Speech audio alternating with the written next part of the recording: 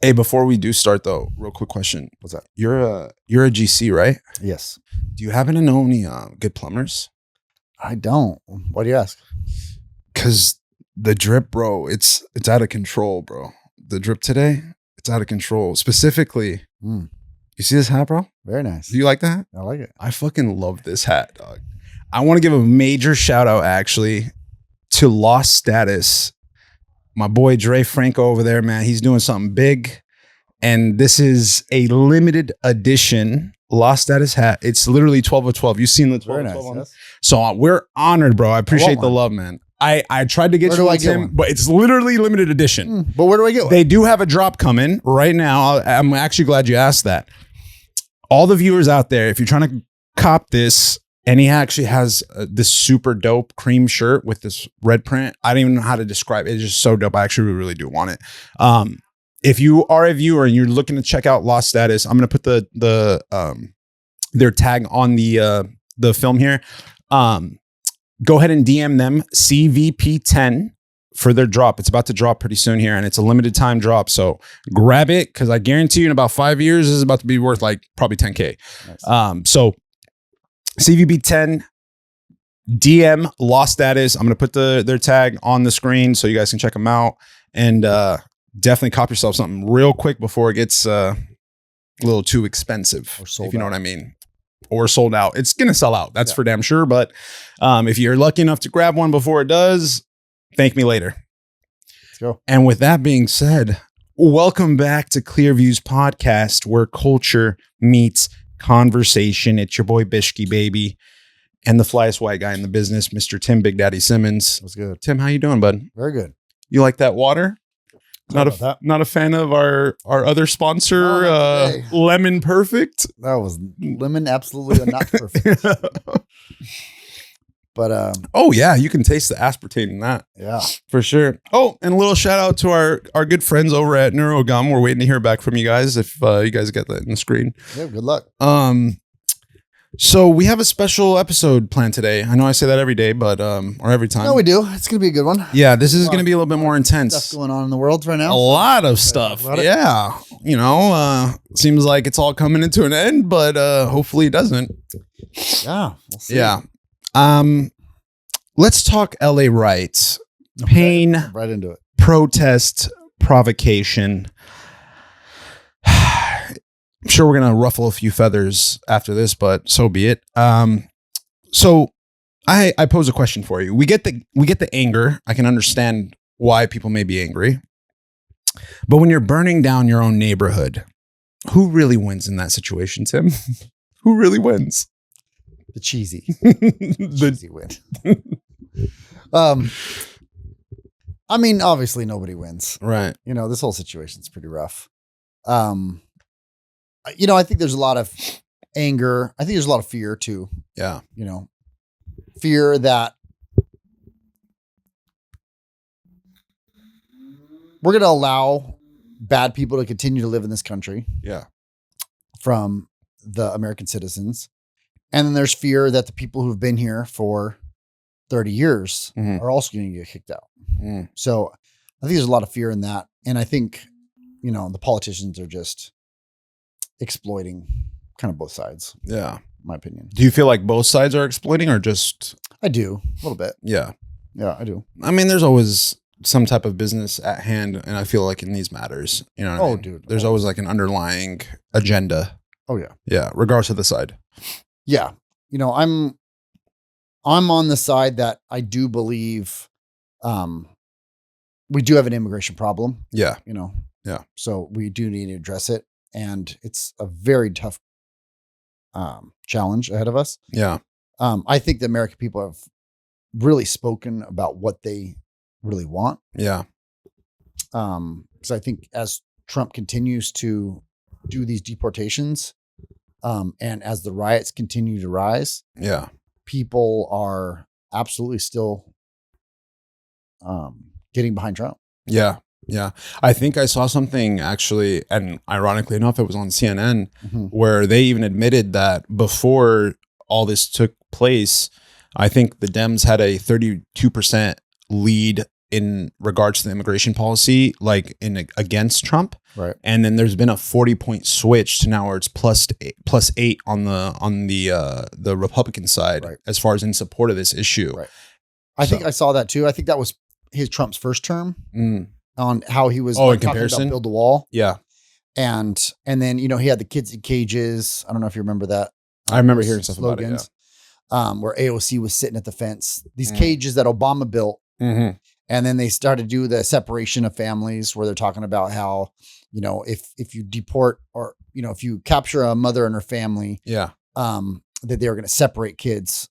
But they were doing a lot of that because like the kids, that wasn't their mom. Right. They didn't know where these mom or dad, they didn't know where these kids were coming from. And then a lot of times they'd bring kids over as sympathy to kind of like be able to get across. Yeah. Or their parents would give the kid to their aunt and say, hey, aunt, you take them there because they can get a better life. Exactly. Yeah. But it's tough when, when they get caught up, they need to make sure that the person they're with is someone that's not going to be hurting this child later in life too, right then, so many women get abused on the way in. Dude, the human trafficking is insane in that regard too. So many things that happen. So the sexual assault and just the sexual misconduct that happens throughout is awful. Yeah. And so that's another reason why I think this has to happen. Yeah.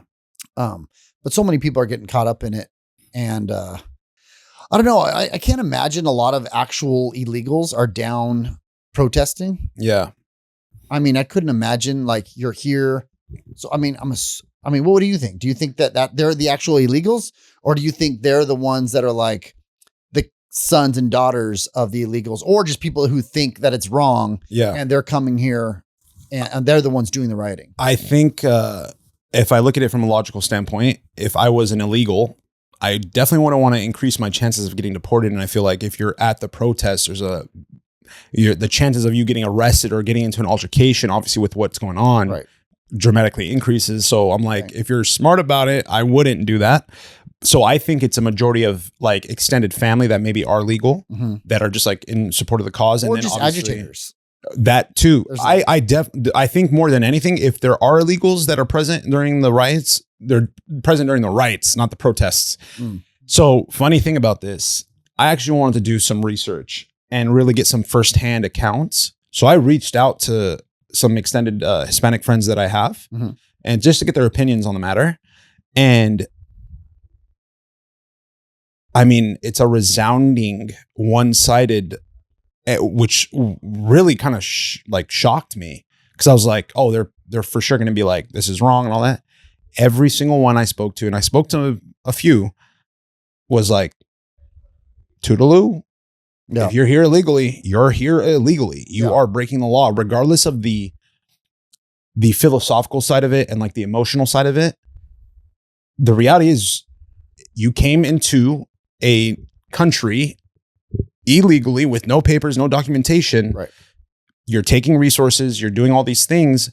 I get, there's jobs that they do that no others want to do or whatever. And, they are paying towards taxes and whatnot too, and all that good stuff. But the reality is, if we allow this to take place and we like turn the other cheek, what other things are going to transpire in the future where people are going to bring this up as like ammo and be like, well, why don't we allow the pedophiles to get away with what they do because of, you know what I mean? Oh, that's a stretch. But I kind of just feel that, I think the real big reason this is even happening is the fact that what happened over the course of the 4 years of Biden. Yeah. Just leaving that open border. What was there, like 10 to 20,000 people a day coming in? Yeah. And so with that being said, I mean, that is a massive amount of people. Yeah.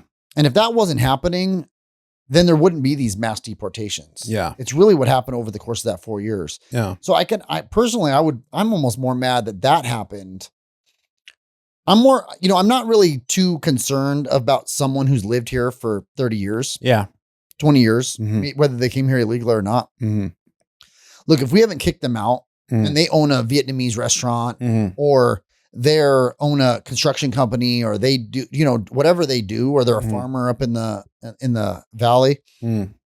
Like personally, I I believe that either, you either believe in open borders or not. You believe in being legal or not. Like I agree with all that ultimately. But at the same time, if someone's been here 20 years and we've allowed them to pay taxes this long, we've allowed them to be in our system this long and do all these things and have children here, own houses here. And then all of a sudden you're going to be like, okay, you can't be here anymore. Right. I find that to be an issue. Yeah. Right. Yeah. But at the same time, if you came over here, within the last 4 years, right. I don't think you could establish anything in that amount of time. Yeah. And I do think those people probably should have to go. Yeah.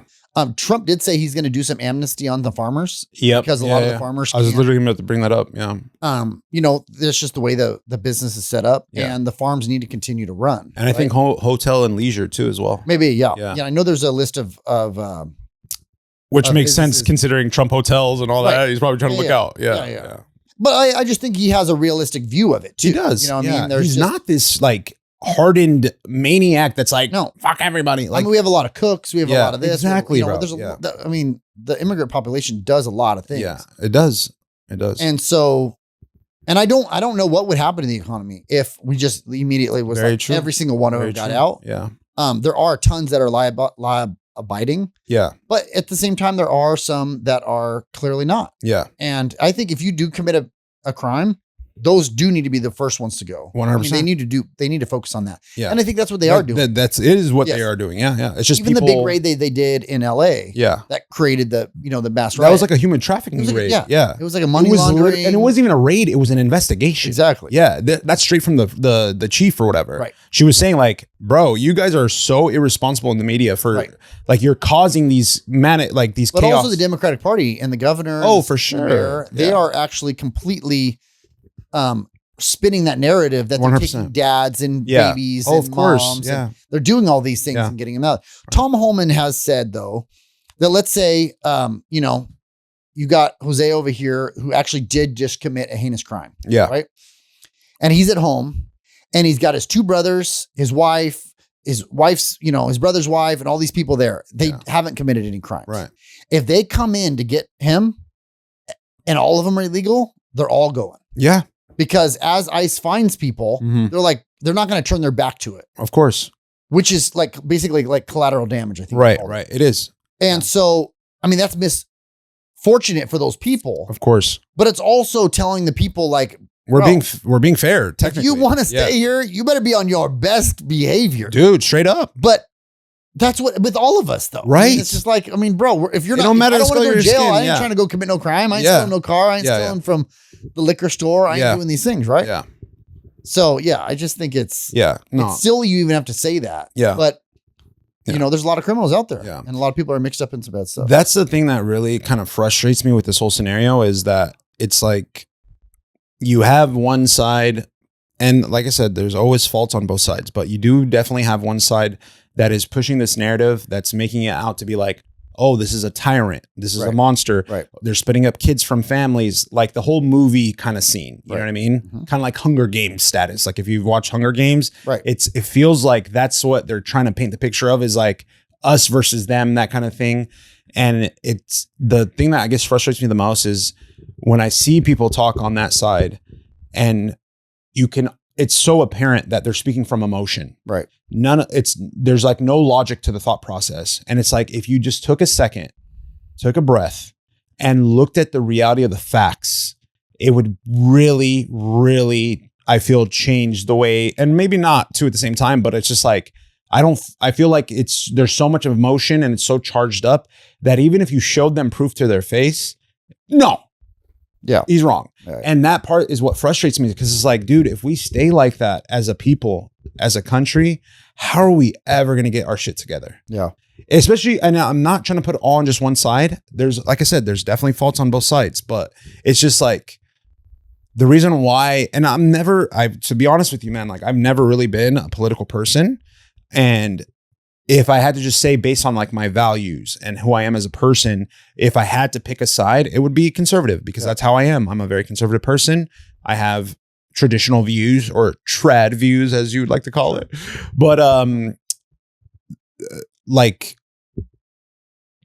I feel like the one thing that I respect about that conservative perspective is, at least the ones that I've seen and from what I see, even if a person came in front of me and was like, you know, oh, I'm this, and that, I'm whatever, binary, I'm homosexual, I'm transgender, or, oh, I believe in this, or I believe in that, I believe in that.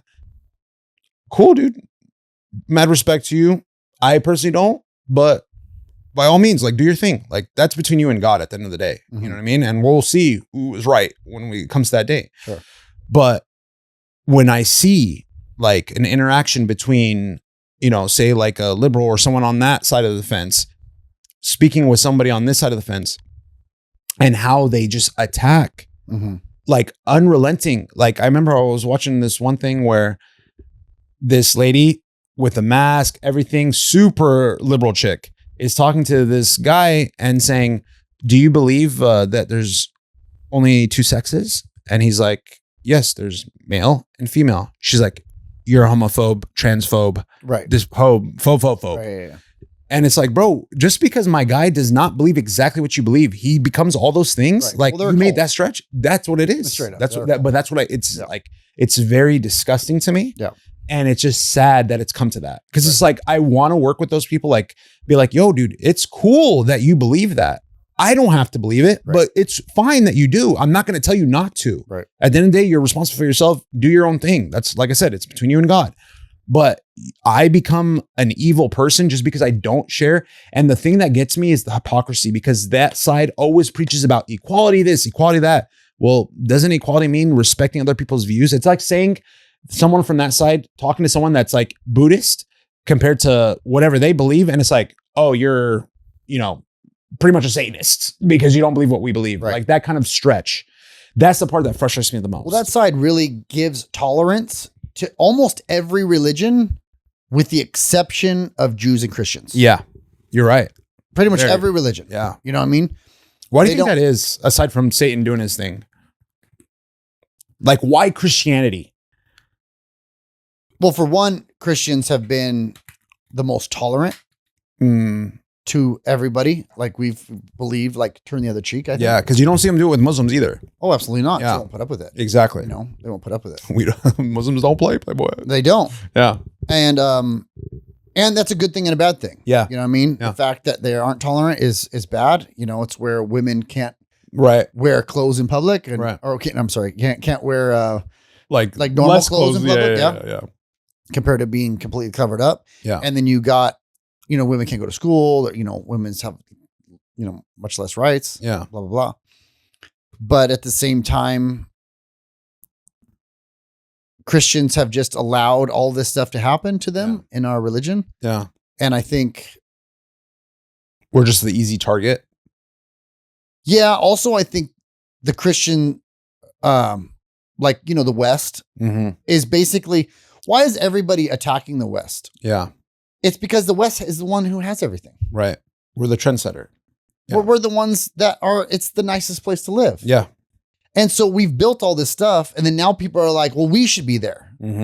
It's like, the only reason you want it is because we have stuff to take. Yeah, because it's dope over here. Right. You like it. Yeah. You like it. Yeah. Well, and you want to kick the people out, and you want to say that these people have this stuff and we took it from you. Yeah. Like, the whole world could be whatever it wants if they work towards having it, and they collaborate with others and do these different things. Yeah. They just don't. Yeah. They want to say that the world wants to say that since this is already built, somehow they did some part of it, or they deserve it, or whatever. Yeah. It's silly. Oh, that entitlement that's a whole other story too, bro. Yeah. But I think the West has really fallen into the trap of, you know, accepting a lot of the things that they taught in their universities, like the white guilt or these different things, you know what I mean? And I think, you know, even with Europe, same thing. I mean, Europe's being taken over by Muslims, and, you know, in most of Europe, Germany. Why do you say that though? I put me on game on that, because I haven't heard. Yeah. I mean, the Muslim countries they've taken in so many refugees. Oh, okay. Like, especially, I know there's a lot of Muslims in like the UK and stuff. Yeah, that's sure. what I mean. Yeah. Germany as well, France as well. Oh, wow. Okay. And so, I mean, they're talking like, you know, in a few, you know, maybe I think 30 years. Yeah. I mean, it might be a completely like a Muslim state there. Yeah. You know what I mean? it won't be Europe. It's funny you say that because I remember seeing this video of I don't remember what the guy was, but he's like pretty well known, and he's speaking to a Muslim leader, and he asked him straight up. He's like, "If you're so against Western culture and we're doing things so incorrectly here, and we're like," he didn't say like the infidel, but he kind of meant it like, if we're so bad, so why do you guys come here? Why don't you just stay in your Muslim country? And he's like, because everyone is already Muslim there. And my purpose, I believe from Muhammad, I could be wrong. Like Muhammad says to go and convert others. So that's why we spread the word. Kind of like with Christianity, how Jesus told the disciples to go forth and spread the word to the four corners. So it's like the same concept that I guess that's why that's the reasoning behind it. It's like, cause it is a valid question. Like, hey, if we're so bad to where, the radicals, because I won't say this cause I do have Muslim friends. And the one thing I admire about the Muslim religion is their dedication. Oh, like no doubt. When I was in college, I remember one time it was like finals week and I was walking out to my car and there was a Muslim kid in the parking lot in like little lot thing, had his rug out and he was making his 6 o'clock prayers. Sure. And I was like, bro, that's dedication, dude. And that's one thing that I look at personally, and this is just me, I'll speak for me. Like as a Christian, like I feel like there's value in diversity in religions because you can look at that and learn. I can look at that and be like, I should be praying like that. I should be praying to my God like that in my religion, my faith. You know what I mean? Yeah. Although ultimately, just a little side note, I do believe, like, I don't like the concept of religion because it's man-made and it's flawed. Right. There's no religion in the Bible. Agreed. It doesn't say you need to be Catholic or you need to be Coptic or you need to be Protestant. It says you need to be Christ-like, which is Christianity. Right. Like we said before. So that's just my little 2 cents on religion. But I mean, regardless, I do feel like it provides us with structure. It allows us to be disciplined and have a place to go. Because it does say in the Bible, if two or three gather in my name, I'll be present. Right. And that's kind of the concept of church is we all gather there to be present in his name. But let me take it back to the riots because let's talk about more questions. I'm pretty interested to see what happens this weekend. I mean, this Saturday they're supposed to be organizing a big protest. Oh boy. So the thing that is interesting now, I was listening to a few things on the way in today, and they were talking about how this protest is probably going to get hijacked by this Israel Iran thing situation. In what sense? Explain that to me. That they're going to start a lot of those protesters that were protesting the Palestinian stuff, and that they're going to start coming out and protesting with the immigration protesters. Ooh, okay. And they're going to specifically Palestinian protesters? Specifically Muslim protesters. Okay. So maybe not Palestinian, but that's part of the cause. Right. Now that the battle has went from just Palestine to Iran, I mean, again, back to what I was hearing is that this is a much broder war than just an Israel-Palestine thing. Oh, for sure. Now it is, especially today. And also just not Israel-Palestine, but Israel also Iran. Like many other people of the Muslim faith are getting involved. That like look at what Israel's doing, right? Yeah. And so this, for one, is going to really do a big split in America. Yeah. More so split than what we already are, because we have MAGA too, which, to be honest, I would consider myself a part of. I wouldn't consider myself a Republican or a Democrat. I would definitely consider myself more MAGA. Yeah. But at the same time, I'm an anti-war MAGA. Okay. I don't think we should be going to war. Yeah. I don't think we should be fighting other people's battles. Amen. And Israel's the one bombing these people. Yeah. It's I don't problem. Think Israel should cease to exist. Yeah. But I do think Israel, you shouldn't fuck around. Yeah, bro. Find out. Like, what's that? FAFO? Yeah. Fuck around, find out. Yeah. I don't think they should be doing this. And again, I think a lot of these countries do this because they think Big Brother's got their back. Yeah. And what do you think Trump will do? I don't know. Especially with shit popping off the way it is here. It's like, we don't really we can't be focused on this and that, especially because you got the freaking Marines and the National Guard already employed. again, this is my impression of the things I've heard. Okay. Right. The Israel-Pakistan thing. Iran or Pakistan? I'm sorry, not Pakistan. Iran, right? Israel-Iran thing. I have heard that Trump said he didn't want that and he wasn't aware that was going to happen. Damn. Well, let me refocus. He didn't say that he wasn't aware it wasn't going to happen. He just didn't want that to happen. And he was made aware after they've already made the decision that this is what they're going to do. Are you talking about Iran launching a strike against Israel in retaliation? No, Israel's striking doing Iran? The original attack. Do we know, I failed to look it up. Do we know why they did attack Iran? Like what provoked them? Well, they claim that Iran is what funds Hamas. Okay. Okay. So everyone, I mean, from the beginning of the war of Palestine, they keep saying Iran is the one funding Hamas, and then I believe as Iran has Hezbollah in Iran, right? Yeah. Well, so Iran both funds both of those, according to Israel, those terrorist organizations, right? And so with that being said, and both of those are always saying, to the river, to the sea, or, death to Israel, all these different things, right? So they want Israel wiped off the map. And I know Iran's been very vocal about that. But, so Israel just took it upon themselves. And then Iran also is looking to develop a nuclear weapon. Again, this is according to what I've heard on the, just the general news. Thank you for clarifying that. Iran wants a nuclear weapon. They do have nuclear facilities in their country, but they don't have the petroleum enough or uranium enough to to develop an actual weapon yet. Right. Again, who knows what this is true or not? Yeah. But this is what they're saying. But I know that they said that I don't know anything. What they said was they bombed a lot of those facilities where they suspected that those materials were being made trying to build those type of weapons. And then they also targeted a lot of the leadership of the Iranian military. So I think like 6 of those guys got killed. Right. And so that was the purpose of that attack. And then Iran's retaliated. I think in the last 30 minutes of literally breaking news, guys, by the way. You'll see this probably next week, but breaking news. Yeah. But that's been pretty nuts. It looks like, but Tel Aviv actually has been hit. All the bombs did not get covered by the Iron Dome. So I had my cousin, while I was driving down here, I had him look it up, and he said that it was like from the news article that he read, because this is where I feel like the detail matters.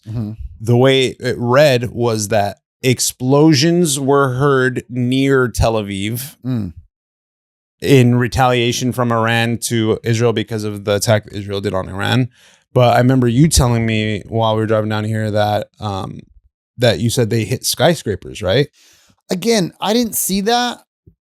Bro, it's so crazy. I mean, at this point, they could be showing us a video that happened 2 years ago. Or straight up AI now. With everything you've been seeing with those freaking... Yeah, dude. Or like the angle of the city is here. Right. And the camera's on this side, but the bomb hit on this side. So it looked like it hit the city, but it's on the other side of the city. Exactly. It's a very deceiving shot. Yeah.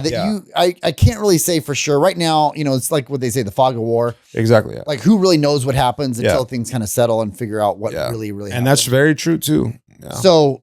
who really knows as of right now? Yeah. I just know that, Iran has retaliated. Yeah. And that's happening as we speak. Yeah. So pretty much, I can't believe I'm saying this on our podcast, but the start of World War III may have begun. That's what all of the articles were saying. And I don't know if that's, again, man, everything's based on clicks. Yeah. And if you see World War III is just began, of course. Yeah. Like you're like, what the heck? That's news. That's money for the media. Yeah. So pretty much that good old book, the Bible, seems to have some good points there. In the book of Revelations, you guys should check that book out. There's a revelation. It's literally the last chapter for a reason. But it talks a little bit about this World War III situation and what transpires among it and other signs and whatnot. The one thing that I'm interested to see how it plays out, because in Revelations, it mentions one of the signs is 2 of the prophets will return, and that they will be, I'm paraphrasing it, but they'll be executed on a world scale where every eye can see it, right? I remember when I read that initially the first time, this is back like before 2010. Right. And I remember thinking back then, because we didn't have the technology the way we do now, I was like, how though? How is every eye going to witness that action? And now when I look at it, You could it's absolutely like see that. everybody has a phone. Yep. There's always footage when news breaks. Everyone can see the same thing at the same time. Sure enough. That's how it's going to happen. So, and even when John describes some of the things that he sees in Revelations, like he talks about seeing the dragon made of metal shooting fire out. All it is a fighter jet, right, or a helicopter or whatever. Right. So it was like he was trying to describe what he's seeing in the terms that he understood. Sure. So when we read it, it seems a little far-fetched, or it might sound like kind of like fairy tale-ish, but the reality is it's all the modern machines that we have now just being described by a man in a biblical age, you know? So it's very scary, but it also actually excites me. Why? Because I'm like, looks like your boy made the right decision with faith. Right. Like we on point, Playboy. We are on point. Everything is pretty spot on in this, you know? Oh, it is. It's pretty crazy. It's really interesting. Yeah. But yeah, I mean, yeah, it's very scary. Yeah. I think God is the ultimate of planners. Yeah. So whatever comes out of this, we can't really see right now. Yeah. On everything, you know? Yeah. So it'll be interesting to see how this goes. By the way, I want to throw that out there too. Another one of the signs is that it says there will be famine, pretty much chaos, which is what's happening with the riots, and then wars and rumors of wars. So let's keep that in mind. Even though this may seem like we're quickly escalating to the end, I actually think we still got some time ahead of us. Right. Because just like you read in Genesis, a day is like 1,000 years, and 1,000 years is like a day in God's eyes, right? So the time frame can be very spread out, right? And then also he says, I'm going to come like a thief in the night. You won't know, right? Excuse me, of the second coming. So although these things may be scary, it's like there's a few other signs, big signs that need to be happening too, like the rebuilding of the Dome of the Rock and all that. So, you know, I think we have at least a couple months. I don't want to jump the gun, but you know, I think we do still have some time. You know, it is scary though, for sure. Yeah, it's very scary. You know, I'm also scared. You know, I have 2 young boys. Right. You know, it scares me. Yeah. You know, I don't want them fighting these wars. No, dude, definitely not. Especially Dylan and Bash are studs, bro. Yeah, they need to be doing business or modeling or something, not freaking fighting somebody else's war. Yeah. I mean, the problem is going to happen when, you know, what I really think is a big problem that we have is we have NATO and Israel and a lot of the world. I think they're going to posture us into a position where we have to enter. Yeah, that's the thing. I think that's part of the problem. Yeah. Is they're going to pull us into a bigger conflict. Yeah. So even if we say, hey, we don't want to be involved, somehow we're going to get involved. Somehow we're being involved. I mean, look how much we're involved in Russia, Ukraine. Right. We're funding basically the whole thing. Yeah. You know, I mean, us and Europe. So I think and Europe, I think, wants that war. Yeah. They want that war with Russia. Yeah. But you know, what's happening is the alliances of Iran, Russia, China, North Korea. I mean, that's the alliance, you know, that's the Axis powers right there. Right. Yeah. And then we're talking about all of Europe and America, Australia, Canada. I think Egypt's allied with America, I believe. Yeah, I think so too. I think thank God. I mean, Saudi Arabia should be allied with America. I mean, you know, we'll see how all that goes. But there's a bunch of different areas that are definitely aligned with America. Oh, for sure. Yeah. I don't know really the relationship between Saudi Arabia and like Israel, or what's the relationship between like Qatar? No, I don't know. All those areas. I don't know. Israel. All I know is that one thing that will always surpass color of skin or difference in beliefs is good old green money. Yeah. Yeah. No kidding. You know, so I'm sure if Israel has a financial interest in Saudi Arabia and vice versa, I'm sure they're just dandy together. Right. You know, so. Yeah, it's very interesting to see how that goes. Speaking of Russia, though, I don't mean to flip flop between topics, but Did you know that like actually a majority of the deportations have been like actually Russian people? I haven't. No. Yeah. That's interesting. That's another thing too that really kind of irks me is that the media is framing it like, oh, the immigration is just targeting brown people, Hispanics, right?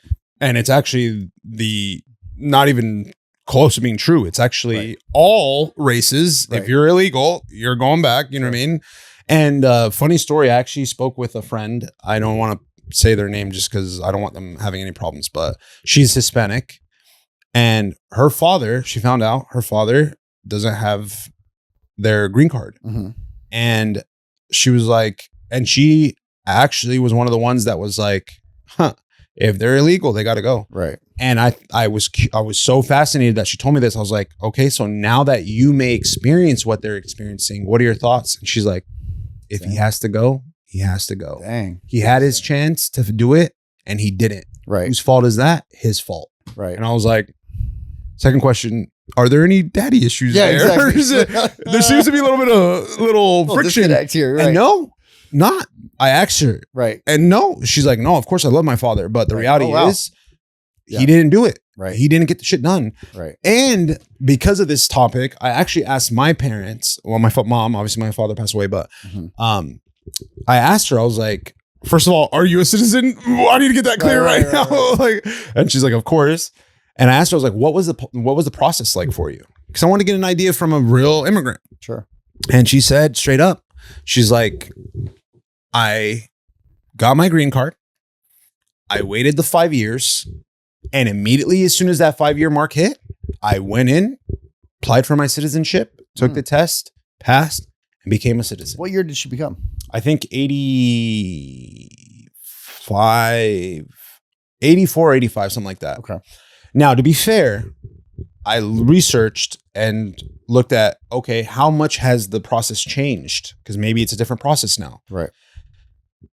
The main thing that I saw was, there's more volume more than anything. And that's like the biggest bottleneck. Yes. But there is still the process and it does exist. And ultimately, too, for those that are trying to do it the right way, this is the ultimate slap in the face that illegal people get to come, stay, take up resources. Yeah. And I mean, front of the line resources. Well, I think that's the problem that most people are having. Exactly Yeah. Exactly that. People who came in, especially in the last 4 years where they were coming in, getting free housing. Yeah. Getting debit cards, they're getting free food, they're getting all these different things, right? And people who have been here for all these years don't get none of that. Exactly. It's so, I mean, that right? is a huge, I think they were getting, the average Social Security person gets like $1,200 a month. And who knows if this was true too, but they were saying the average immigrant that was coming in was getting like $3,200 a month. Yeah. And, and free healthcare, Medicare. Yeah, bro. All these different things. I mean, I look to the camera to ask, is that fair? Is that right? I can understand the frustration again with like the concept of like maybe a family being split up, but it's also like, did you do your, like, it's one thing if they were coming in and they were taking like legitimate citizens away, that's different. I can understand that. But it's like, if you don't have your paperwork and you're in this country illegally, like even you could be the nicest person on the planet. You could have been here for years and whatnot.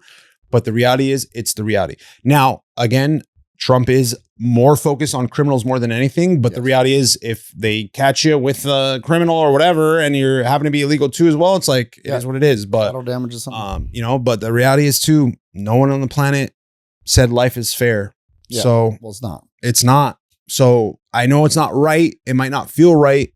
And I understand the emotion behind it. But at the same time, it's like, this is the reality of the situation. We also gave them this like false, by letting all these people in. Yes. Again, false promise. Yeah. We're letting all these people in. Like what did we think was going to happen? And what did they think was going to happen? Yeah. Like, you know what I mean? If you're coming in illegally. Yeah.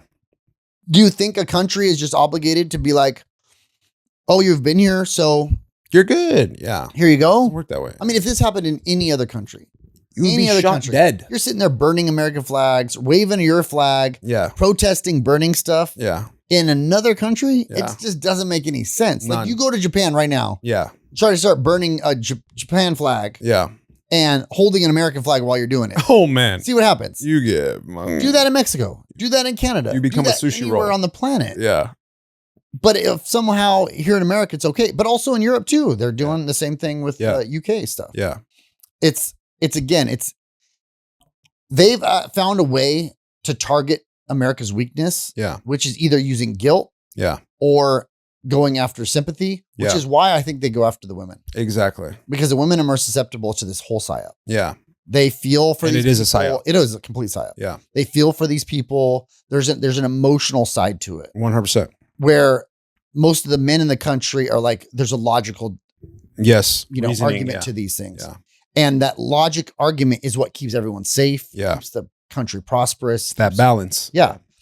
And so we've way so far out of balance. Yeah. But all of these, quote unquote, social justice things, if you're bad, you're a Hitler. Yeah. You know what I mean? That's just what you are. Automatically. And if you're good, yeah, then that means you're all accepting, all this.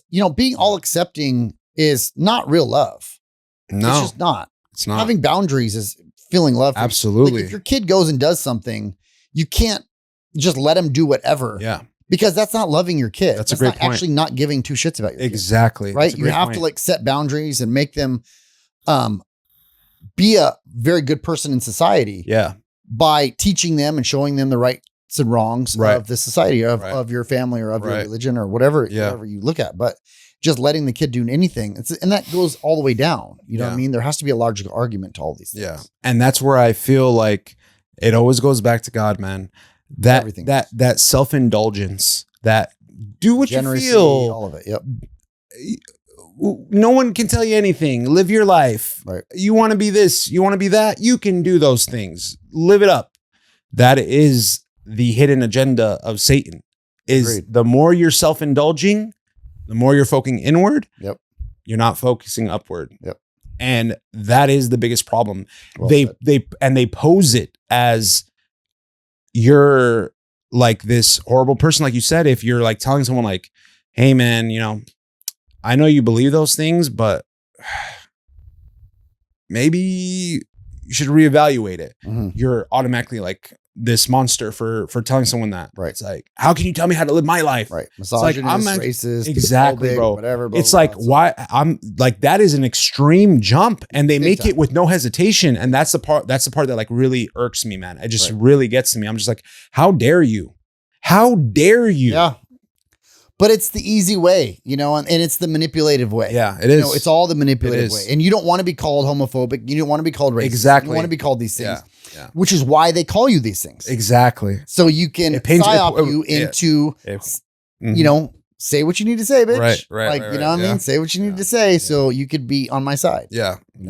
And I mean, I want to ask you this too, because going back to it, and especially with like social media, do you feel like social media is fueling these riots, or do you think they're actually exposing the deeper truth? I mean, social media is definitely fueling them. Yeah. I think that's how they're advertising mostly. Yeah. Social media has really became, it's been crazy because I love it because I'm so informed, quote unquote. Right. But man, it's such a waste of time. Yeah. And there's just a lot of evil stuff on there. There is. The it's whole a two-edged thing sword, in my opinion. It's like there is that benefit. It allows people to connect. Yep. It allows you to gain information quickly, but it's also on the opposite end. It's like it forces you into isolation almost. Yep, it does. Absolutely. It manipulates your thought process because you're being shown all these things. And it's like, if my eyes see it, it must be true, and it's just like such a slippery slope, and I just don't see it getting better. No, well, it's only going to get worse. With AI, it's going to make it 10 times worse. 10 times. Then you're not going to know what's true, what's not true. Dude. That is so scary. The temptations are going to be way worse because they're going to learn your behavior. Oh, and they're going to be able to market directly to you. And not when I say market, it's not even marketing products. It's just marketing things that you like. Yeah. It just grab your attention. Oh, yeah. Hold you. Oh, yeah. And yeah, dude. You gotta please watch that documentary, The Social Dilemma, bro. No, I've seen it. Oh, you did? Yeah, I have okay. seen it, yeah. Yeah. Because that's literally what he talks about. The executive is he's like, bro, we literally have avatars for each user. Yes. And we know exactly who your crush is. We know what your favorite food is. We know the way you think, like, and we tailor your feed to those things, and we can like nudge you in certain directions. You know, it's not like 100% proof, but they definitely have. No, it's like probably like 70-80% success rate. Yeah. And it's a long game. Like you said, the nudge. Yeah. You know, I nudge you here and then nudge you a little bit more. They plant the seeds a little bit more. It's planting the seeds. Yeah. And before you know it, and it's just like your addictions, you know, I mean, it happens slowly, so slow that you don't even realize it's happening. And then before you know it, you look back and you're like, whoa, how the fuck did I get here? Hell did and I get that is all the literally way to the question point? I asked myself. Yeah. At my deepest point, I was like, what the fuck happened? Right. It's like I blinked and I'm a fucking 340 pounds, like going through withdrawals, like in this hole that I never imagined myself getting into. It's 100%. Wild. Yeah, it was wild. And I think that's with all of this, you know, and I think that's what they do even with the protesters. Yeah. They nudge them this way. You know, I think most people who are, especially people who've grown up on social or are kind of antisocial or kind of don't have a lot going on, you know, most people are consumers, not creators, right? On the most part. Yeah. And so the creators is a very minority of people, but they pretty much have all the power because they're the ones nudging the followers. You know what I mean? They're the one nudging all of these people. And trend setting, yeah. Right. And so if someone starts to really, but this is one reason why I really enjoy people like a Tate or a, you know, just a lot of the creators. The disruptors too. The disruptors. Yeah, there you go. That's the word. Yeah. They're the ones who are telling people you're being psyoped. Yep. Get off all this shit. Yeah. I don't care what side you're on, right, left. Yeah. Trump's one of the best. 100%. You know? I mean, he's definitely for sure. He's the greatest salesman they're ever. All these great attention getters. Yeah. And not that Tate he has his own issues too, but of course. At the same time, I love the people who are saying, you know, Trump fake news. Yeah. Tate, hey, everything's fake. Don't believe anything you see. Yeah. You know, there's a lot of those guys. Yeah. That I think need to be amplified to try to get people into religion for one. Yeah. Stop being on our phone. Stop being psyoped. And I mean, because I think that's what ultimately will save the world. Yeah. Christianity is coming back with a force right now. They said that Gen Z is coming back more than any other generation since like the baby boomers. Really? So, oh my God, then we are definitely in the end times because that's one of the signs was that majority of the population will turn to Christ. Right. Oh crap. Okay. So that's happening. That's 2 now. That's definitely happening. But it's happening also, I believe it's happening more for men than women. Okay. Because women are still being psyoped. Yeah. You know? Yeah. Big time. So, and it's crazy how it all comes together because the Me Too movement, I feel, was really the harbinger of this where we're at now. Oh, and 100%. What's funny is I know you're a fan of her, Candace Owens. Yep. I saw this interesting interview with her and she was talking about the Harvey Weinstein case.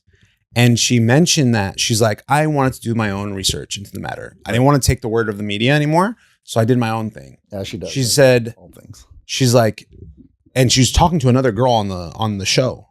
And she's like, I forget what the girl's name was, but she was like, lady, we had it wrong.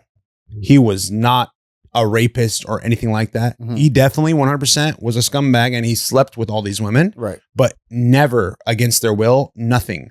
And the way she was able to find that out, I don't know if you know this, during his court trials, right? They would bring in a girl that was supposedly like assaulted by him.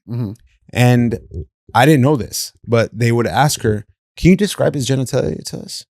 And she would describe it, right? And the lawyer would be like, that's funny because Harvey Weinstein had gangrene and he has no testicles. Oh, interesting. No, I didn't know any of this. His no nuts saved his case. Wow. Because they could not accurately describe it. And it's like, well, if he assaulted you and you were obviously eye level with his package, you'd probably notice that he didn't have no nuts. Right. You know, that's a reasonable argument. Interesting.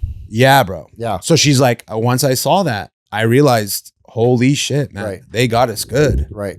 Because he paints the picture, just like with Trump.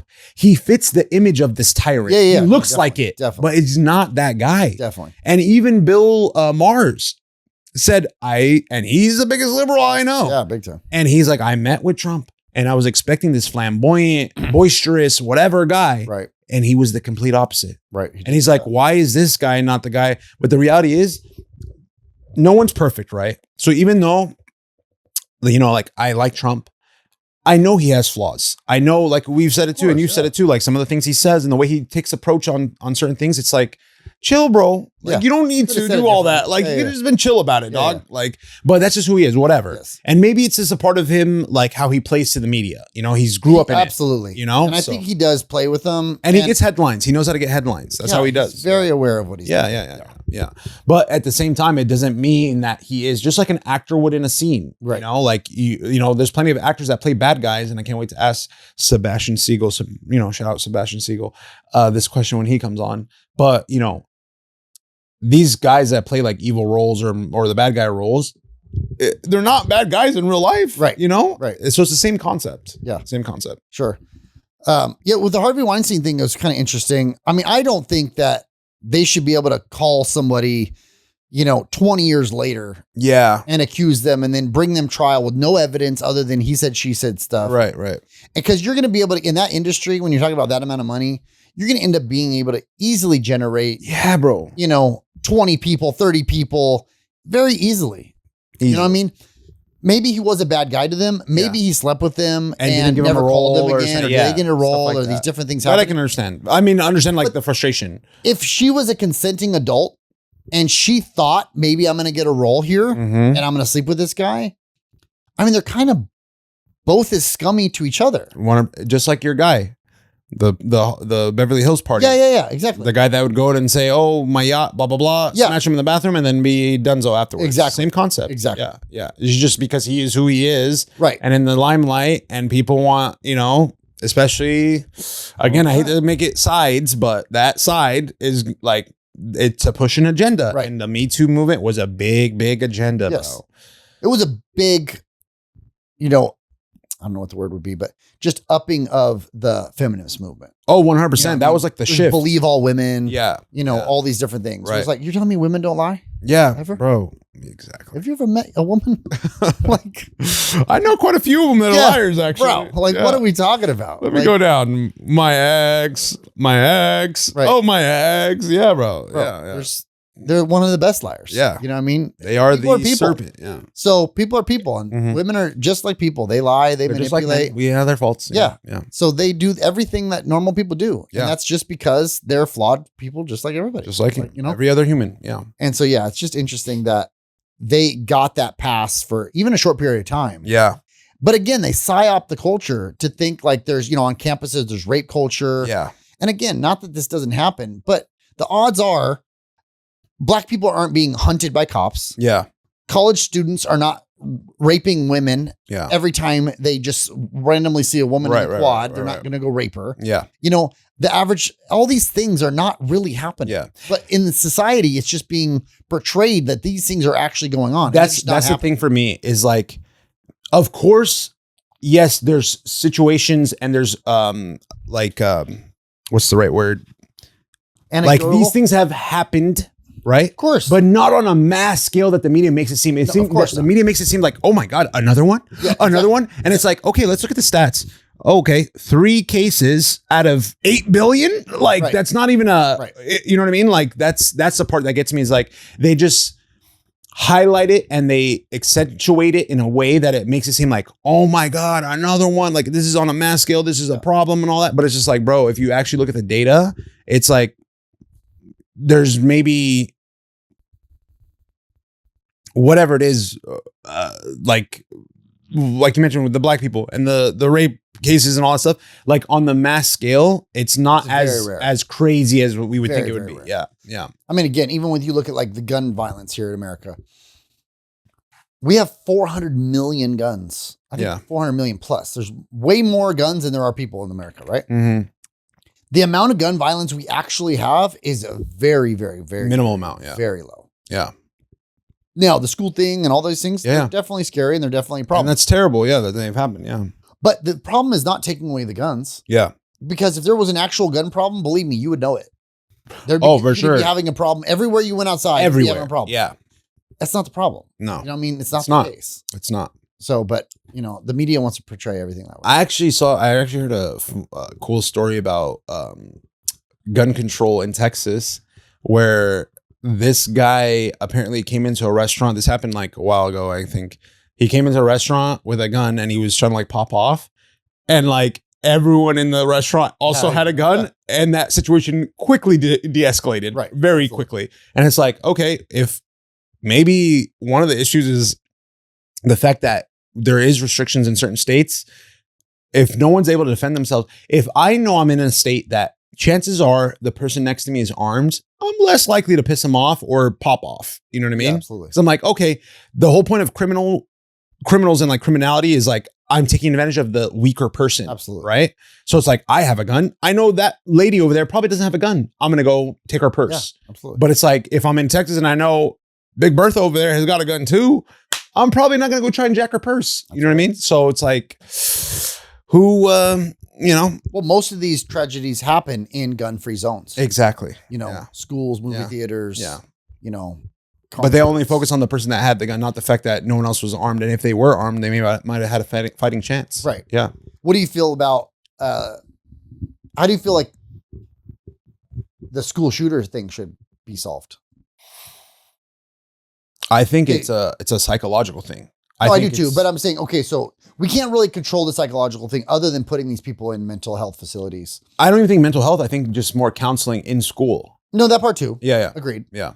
Because you're talking about like more students taking action, right? No, I think that's something that absolutely should happen. Do you think teachers should have guns? Do you think like situations? I think there should be armed security. Yeah, I do too. Yeah. I think that's I think not even armed security. I think there should just be an actual cop there. Yeah, honestly. And I think there should be like a response unit on campus too. Just like maybe like a team of like 4 or something. Yeah. But funny thing is, I was actually talking to a buddy of mine. We went to high school together. Shout out Morgan. And she was telling me how she went to our high school recently to pick up her like cousin or something. Mm-hmm. And she's like, dude, it is completely different. And I ask her how. And she's like, everything is gated now and enclosed. Like before, it used to be a very open layout. Oh, interesting. Okay. And she's like, and there's armed guards now, like gun on the holster. Right. And it was like before, like low-key, when I remember when I was going there and we were talking about this, like anybody could have easily walked up onto campus, no problem. Mm-hmm. There was like no barrier at all. And then ever since these school shootings and whatnot, they like changed and they reformed it. That's good. Yeah. Yeah. This was a Christian school you're talking Christian about. school, private school. Yeah. And what's funnier is that we were talking about, actually, we had a situation when I was going there, and she was there too, but she doesn't remember it because she wasn't on the list. And I'll explain what I mean by that. We had this new kid come in. I went to a very small, dude, my graduating class was 30 people. Dang. Okay. You know what I mean? So very small, very intimate. So everyone knew everybody. So when a new kid comes in, everyone knows that's the new kid. You know what I mean? So this new kid comes in, and I mean, you know me, bro. Like I'm pretty nice to everyone, right? This guy, I was nice to him, of course, but he was a little off. You could tell. Like he was a little, kind of a loner, that kind of vibe, right? Mm-hmm. And I guess he had some bad experiences while he was there. He was only there for like a couple months. And he came to school with a list and a steel pipe with nails embedded in it. Oh my goodness. And it was a hit list. Okay.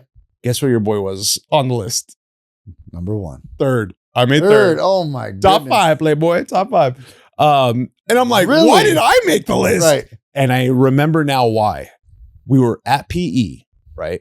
We were playing basketball, and I swear this on everything that I love dearly. I remember the situation, what happened. He was not like an athletic person. He was kind of awkward on the court. Right. So we were playing a game, and we had like multiple games going at the same time. So I had the ball, and I threw it to him to pass it to him, and he just wasn't looking. And it hit him in the face. And I even went up to him like, dude, I'm so sorry. Are you good, bro? Like, I thought you were looking. All that. Like, it wasn't anything like I wasn't trying to punk him or anything like that. But he took offense to that, apparently. And your boy made top 3 on the list. Top 3.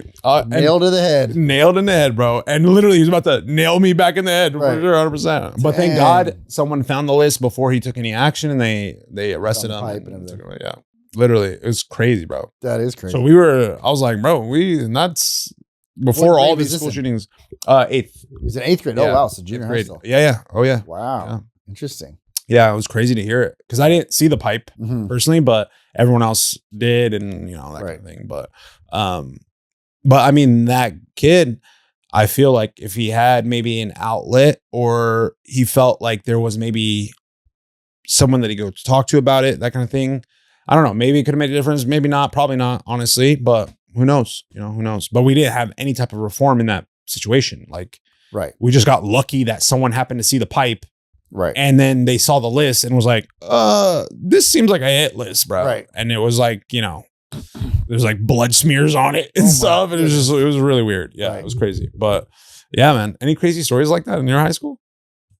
To be honest, you went to Sperry High, right? A long time. So I don't really remember. I have no idea. Probably, but I have no idea. I do not remember anything really. Damn, man. I know, my son, his junior high. I mean, he went to a pretty rough junior high. There were kids there a couple times that got caught with guns. That's so scary. There's kids there that the same kids were like getting arrested for like stealing cars. These are 7th and 8th graders. Oh my God. Stealing Kias and doing a little I do feel like definitely one thing I do definitely like kind of acknowledge is that the younger generation, these Gen Zers or whatever, they are much more mature at that age than I feel like I was, and like my generation was. Well, they've been exposed to so much more. Exactly. Yeah. We were very. Do you think that's a good thing or a bad thing? We will see. Yeah. I mean, I think when I first started talking about like what I think about this next generation, I was kind of giving them like, oh man, they're going to be soft, they're going to be this, they're just stuck on their phones or stuck on this. But the more you think about it, bro. They get bullied. They can get bullied 24 hours a day. Literally. Yeah. You just get the wrong group of people or the wrong thing happens to you. People could just bully you like crazy. Yeah.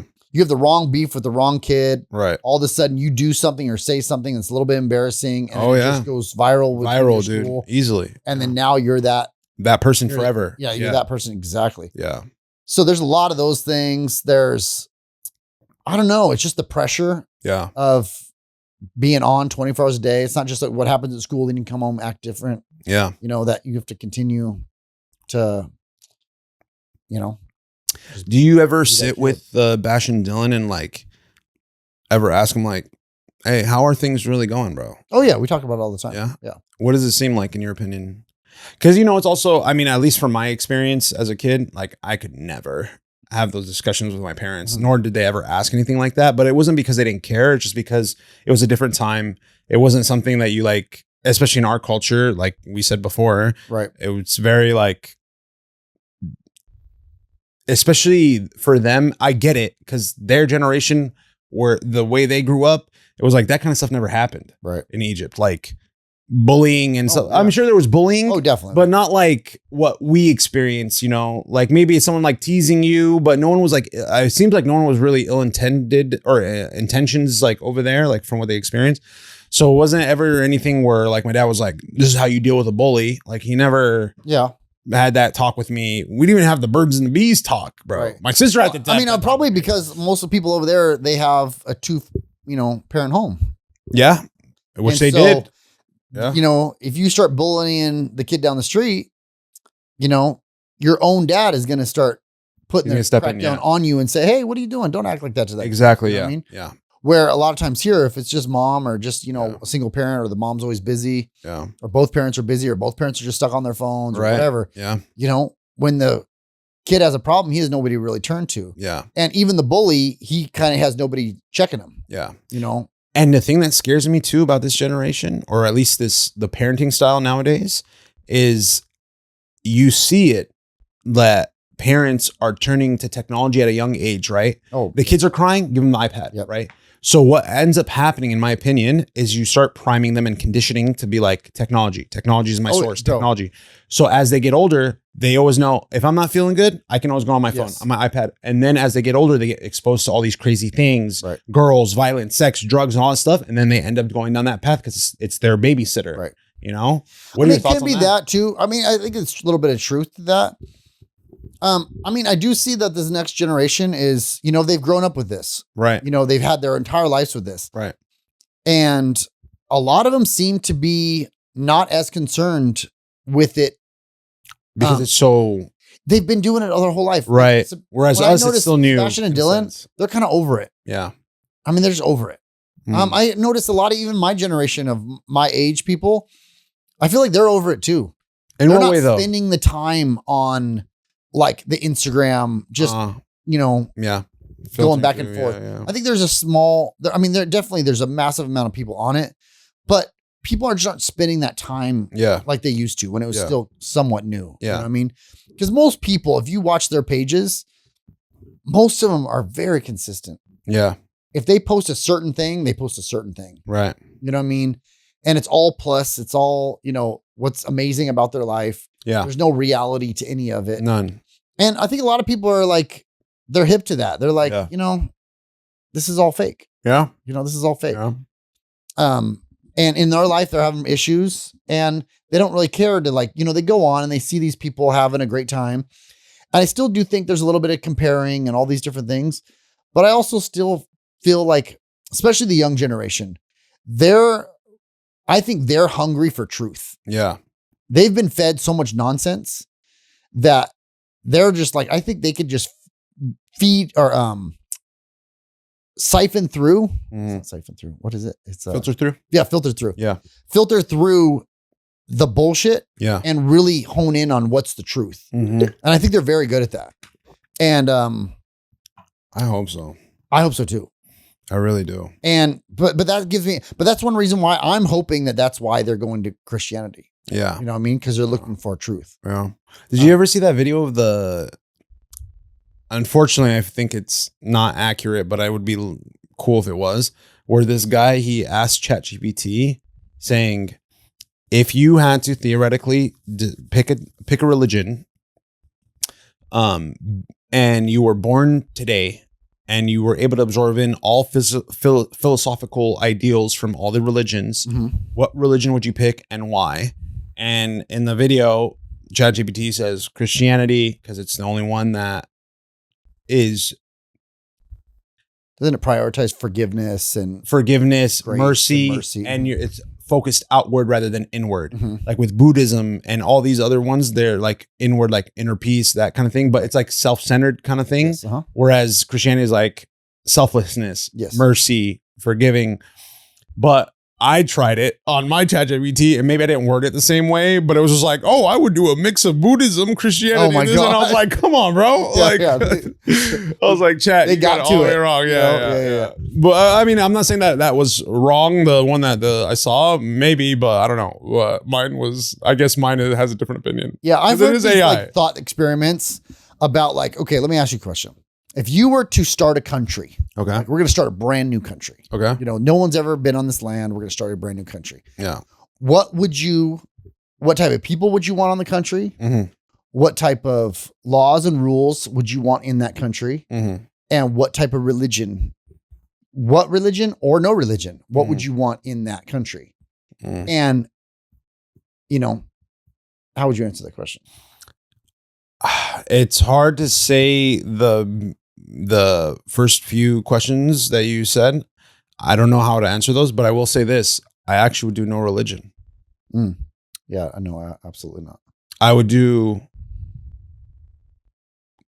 have the focus being more on faith and your relationship with God and translating that into but that being is a good religion. person. Is it though? It is. I don't think so. I don't think having a relationship with God is a religion, because the idea of religion is like an idea, like a dogma, that it's like, hey, we are this and we follow these sacraments and these rules or whatever. Whereas a relationship with God is like, it's just a friendship. It's like, I talk to him, I read, I act, those things. But that's okay. So that could be interpreted as like, I am one with the universe. Okay. Right? Okay. Okay. So there has to be a little bit. Is that a religion? No. That's my point. It can be I'm one with the universe, but I'm just saying I'm one with God. Yeah, but why? How do you know that? Based on my relationship, speaking to him, the way he acts in my life. Who teaches you that? The Bible. Okay, so you're. Let's kind of get it back. You're kidding. If it's the Bible, did I win? No. If it's the Bible, then there is a religion to that Bible. But what is that religion? Like I said before, there's no religion in the Bible. Well, there's not a religion, but there is a belief that Jesus Christ is the way to heaven. Yes. Okay. Yes. He's the way, truth, and life. So there is dogma to the Bible, what you can and can't do. Sure, but it's not a specific religion is my point. No, of course not. Well, it is. It's specifically not Muslim. It's specifically not no religion. Yeah, it's Christianity. Yeah. So then I won. Yeah, but Christianity is but when you think about it, there's sects in between Christianity, right? I absolutely Protestant, agree with Catholic, you know? Yeah, I don't agree with the Catholic. Yeah. Even the Orthodox. I don't agree with the hierarchies of a religion. Right. I agree with you. And I also agree with you. Our faith in God is an individual relationship with God. Okay. Right? Yeah. I don't disagree with that as well. Cool. But the reason you know that is because you've been kind of in a religion to teach you those practices. Oh, for sure. I mean, obviously with me, it's the Coptic Orthodox religion. Right. But I guess I hear what you're saying, right? But I guess the way I look at it is like the concept of going to the Bible for my spiritual food in a sense, right? Filling that void with God. Okay. That concept right there, if we want to call it a religion, okay, cool, call it a religion. I just don't think it's a religion in the sense of the man-made religions that we've created as men. Oh, agreed. You know what I mean? Because like I said, there's nothing, if the Bible literally said to be, saved, not only do you have to believe that Jesus is the way, the truth, and the life, be baptized and live the life of Christianity, but you also need to be this specific religion. If it said that in the Bible, then my opinion would change. It would be like, okay, we got to be that religion. Oh, no, agreed. But the fact that it doesn't specify like, hey, you need to be Catholic. Hey, you need to be Coptic. Hey, you need to be Protestant. Hey, you need to be that. Again, Christianity, I don't even consider Christianity a religion per se. It's more of a faith and a way of life, in my opinion. I don't disagree at all. But like a non-denominational church, sure, we kind of practice exactly that. With non-denominational churches, like this is again from an outsider looking in, sure, and especially with me being like foreign. Yeah, the way I look at it is like it's a Protestant church because of like the way they worship, or like explain that to me. Maybe you can kind of put me on game. What do you mean? What do you mean by it's like a Protestant church? So I went to a private school, right? Okay. The Christian school that I went to. Mm-hmm. It was Protestant. Okay. Like we would go have chapel and there's a pastor, there would be a band, they'd play songs and then we'd speak, or he would give a sermon or whatever. Right. From my understanding, that's like that was a Protestant church, you know? So when I hear the non-denominational churches, like, and I guess maybe I'm looking at it the wrong way because I'm looking at like the process and I'm like, oh, that's the same as this. So, I mean, I guess on that regard, it's the same. I mean, okay. So with that being said, the pastor is no more closer to God than me. Yes, I agree. Anybody, right? I agree. Compared to like in the. I've been wanting to tell you the whole entire time. I'm like, hey, are you like listening to something? Because I forgot I had it. Yeah, they're that comfy, huh? They are, yeah. Dang. I bet I didn't mean to cut you off. But there's stuff coming in, so it's driving me nuts. Oh, okay.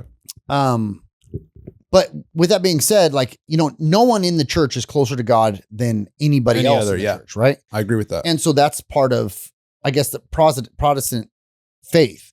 But in the I'm going to speak for me, you know, as a non-denominational Christian. What we really believe is, like I just said, our relationship with God, kind of like exactly what you're saying. Mm-hmm. There is no hierarchy. Mm-hmm. There is no, you know, we don't pray to anyone other than the Trinity. Right.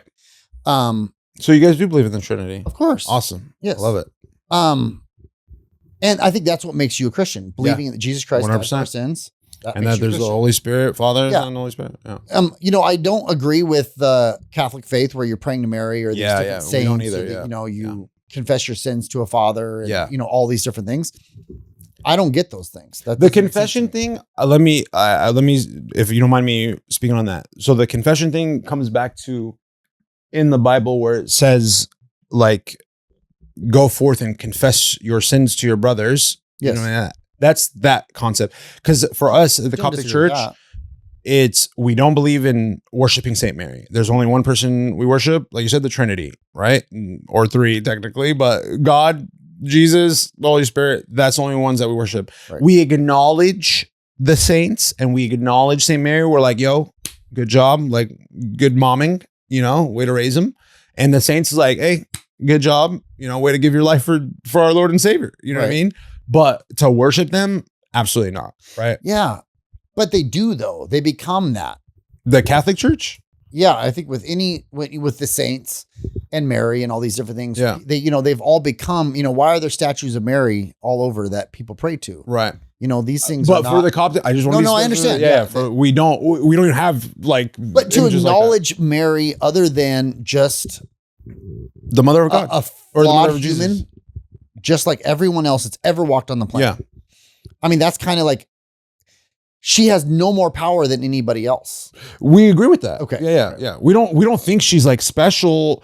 We think she's special in the sense because she's obviously Saint Mary, but we don't think like, oh, she has more value than say like another person or anything like that. Right. We don't think of it in that way. Right. And when I say acknowledge, I mean like we don't even, it's not even, I just mean like, there's images of like saints in the church. But we're not bowing down to them. We're not praying to them. It's more decoration than anything, to be real with you. Yeah, okay.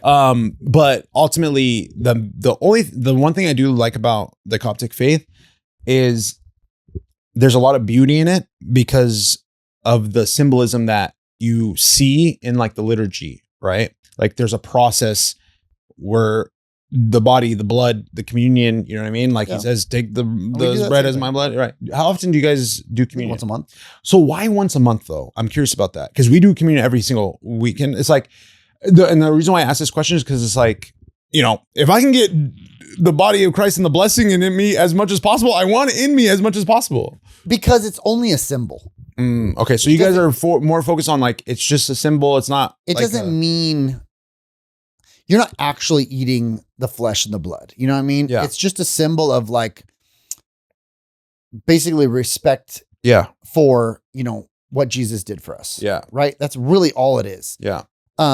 Baptism is something that's different. Okay. We do baptisms, I think every other month or maybe once. So why do you think that's the case though? Why do you guys take baptism literally? In that sense of like, we need to do this consistently if you want to become a Christian? Because that is your gateway. No, that's your that's becoming changing of the guard. Okay. Yeah. So, I mean, that's the one where it's like you're giving your life to Christ. Yeah. And that is basically becoming a new person. Right. I guess for us, it's just because we look at it as the way I can say it in a like a simple sense is that with the Coptic faith, they look at the Bible in a literal sense of, hey, he says to do this, we're going to do it. That pretty much is what it is. Yeah. Yeah. I mean, so what does it say? Like communion? Why once a week? Why not every day? It's just Sundays when, the Sabbath. I know, but why wouldn't it be? Oh, actually we do. We have it Monday. We have it Monday, Wednesday, and Friday. I forgot. And you do liturgies every single time? Every single time. Right. Yeah. It's the same. So this is the part that I don't like is because it's very repetitive. Right. But again, if you understand what's going on, there's beauty in it. Right. Did you knock? My phone. Oh, okay. So, we have liturgies Monday, Wednesday, Friday, and Sunday. And then Saturday, we have something called Asheya, which is like it's like the prayer to prepare for Sunday. Mm-hmm. So, they do. And every liturgy, there's always communion at the end of it. Mm-hmm. Always. What do they teach you at church every day? Like the liturgy. Mm-hmm. So the way it works is the liturgy is the same, but there's always a sermon. Okay. And there's like a 15-20 minute sermon. It's usually at the middle of the liturgy. And that is a different, So it's a different message. I don't want to say story, but message, yes. Okay. A different message every time. Mm-hmm. Just like you would at probably at your church, like how I'm sure he like cracks open the Bible and is like, oh, we're talking about John verse, whatever, because I want to get this point across, right? We do the same thing. It's just not the whole thing is that it's the liturgy, sermon, end of liturgy. Okay. Yeah. Interesting. I want you to come to it one time, actually. Yeah, no, and we have English ones too. Yeah, I'd like to. Yeah. I'd like to. And I would like to come. Yeah, 100%. I'm not saying like I already know what's going to happen, but like I said, I grew up in the private. Oh yeah, you're so it's like because you guys have like I'm sure the band and the pastor, all that, right? Yeah. Yeah, we have the choir and the band, and that one Hillsongs. That one song is a banger, bro. Yeah. I love that song. I literally work out to it. Yeah. walk upon the water. Yeah, like I'm just like, damn, bro. I wanna jam out with Jesus, bro. Yeah, no, there's some great Christian songs for sure. Yeah, I've never just understood the hierarchy of different religions. Yeah. You know what I mean? And so, you know, I've just grown up in this religion. Of course. And I also, it still makes a lot of sense to me. Yeah. You know, I mean, it sure does. Crazy story, actually. So our church is predominantly Egyptian people. Right. I go into church one Sunday and I walk in. We got pews and all that stuff. I usually sit towards the back just because after the communion, I usually bounce. Right. So I just get my blessing and I'm out. Right. Which my mom hates, by the way, because we have this thing where we like the priest gives the bread from the communion. Does he put it in your mouth? Yeah. Oh, okay. Yeah. We do tricks sometimes. So throw it up, catch it. That's why I was so good at getting the gum last time. No. They usually, he gives it, and then he has a chalice and he gives you the wine. Whereas I think the Catholic, what is it? It's grape wine mixed with water. Yeah, so it's actually wine. Ours is like actual Welch's. Really? No, ours is actually wine. It's fire, bro. Like a cracker and I'm not gonna lie, it's fire. Cracker and grape juice. You gotta try our bread, bro. Okay. Our bread is fire. I bet. It's fire. It's not a cracker, it's like bread. Right. It's unleavened bread. Okay. So literally like in the Bible. Right. So I go into church this one Sunday, and then I'm standing, I'm doing my prayer and all that stuff, and then I see this shadow casted upon me. And I'm like, oh man, I messed up. Yep. I went to the wrong spot, or like I'm dead, and this is like darkness is not good. And I don't mean to say darkness because you're gonna understand why in a second. I look over to my left, and I look up, and there's a 6'8" black guy sitting right next to me, and I'm like, "Can I sit right here?" That's literally what he said, and I was like, "Oh shoot! Like what's going on here?" Right. So, a part of the Coptic faith in Egypt, especially, there's a lot of Ethiopian people that are Coptic. Sure. So I thought he was Ethiopian. I ended up talking to him afterwards. Victor Villian. Just some random black kid that popped up in our church. Right. So I ended up talking to him. He actually has a beautiful story. He tells me that his mother was Catholic and he did not like that. They prayed to St. Mary and all these things. And he also said, and I'm not trying to diss anything else, no other religions, but he's like, I experienced also like the Protestant churches and churches like that. And he's like, I just didn't feel a connection. You know, like the band was playing all this stuff. It just felt like more of a concert more than like, you know, that straight line to God. Right. And he's like, I did research. And then I came across the Coptic Orthodox faith. And he's like, it just seemed more in line with what I want out of my faith with God. So he came just on his own. I mean, he's an 18-year-old kid, bro. Right. Like not even like a grown adult or like he's adult, but he's not like 30, 25 or anything like that. He's like 18, just fresh out of high school. Sure. And by himself, no parents, no nothing. And I had just had such admiration for it. You know what I mean? Because here's my thing, man. Regardless of religion, as long as you accept Jesus as your Lord and Savior, as long as you're living as good of a life as you can, as far as being a good person, being selfless, doing the right things that we need to be doing, in my opinion, that's what he's going to judge us on. He's not going to be like, oh, Coptic, yikes, made a mistake with that one. Non-denominational, or Protestant, or Muslim. Like, right, Baptist. It's just, if you got that relationship with him, if you're living a Christ-like life, I think that's what matters at the end of the day. And baptism, of course. I think at the end of the day, it's basically, to be honest, it's your heart. You know, preach. I mean, that's the biggest thing. Yeah. You know, God knows your heart. Yeah. And so you could do all those good things. Yeah. And not get into heaven. Right. Because all those good things you're doing were just a facade. Yeah. Because showing, you know, God's not. He doesn't, he's not oblivious. Works. Yeah. You get in it from a true belief. Yeah. And faith without works and works without faith. They go back in hand. Right. Yeah. So I think that's one of the biggest things people get wrong is they think that we need to do more to be in God's blessing. Oh yeah, it's not like a And it's- tally system where he's like, oh, I did something good for someone. Oh, that's 1 point for me. Heaven bound. Exactly. Yeah, no, it's not. If you're doing it, because God knows your heart and why you're truly doing it or not. Exactly. And if you don't do it for the right reasons, God knows it. Yeah. As much as you want to believe like, oh, I'm going to do this for me and and I'm going to do this for God, And the second we're all humans. So you're going to have a little bit of pride. You're going to have a little bit of ego. You're going to have, and all these things set in. Yeah. I mean, now you're sinning. Yeah. Now you're not doing those things for God at all. Right. You're doing those things for selfish. Yeah. Yeah. Selfish reasons. Vanity. Yeah. Yeah. All of them. Yeah. And so that is something that God ultimately knows. Yes. And thank God for that. Oh, for sure. Because you know what gets me through the day, bro, is like, I'm not going to say this because I'm trying to like make myself look good, but the reality is like, if I do something for someone, right, or whatever it is, and I know in my heart that I'm doing it for the right reason, right? Mm-hmm. But because we are flawed as people, that person might be like, oh, you're doing this, you're doing that. And it like, it's frustrating to the point where it's just like, dude, like, how am I going to get persecuted for like trying to do the right thing? Oh, he's fake. Oh, he's just doing it because of this. It's like, I get it. Those things are real. People do it. They are fake. Some people do it because they have a hidden agenda and stuff like that. But it's like, man, I was just trying to be a good person, bro. Like I really was. That's what gets me through those moments when I have that confrontation. Cause I'm like, dude, you know what? You can believe whatever you want to believe. I know he knows my heart. That's all that matters. It does. And that's why you can't really worry about when people say those type of things. And I stopped, and that made me a lot happier as a person. Oh, it's got it. Stop caring what other people thought. Yeah. Because the reality is you're not going to make everyone happy. Heck no. You're not going to please everyone. And regardless of what you do, whether they see that or not, it doesn't matter whether they see that or not. Like I said, it's between you and him. Right. Period. Yeah. Period. What else we want to talk about? What else we got on the list? Yeah, let's bring it back to the riots. Actually, this is an interesting question that I actually want to ask you. If the Dr. Martin Luther King was alive today and he saw LA, what do you think his thoughts would be? They obviously weren't listening.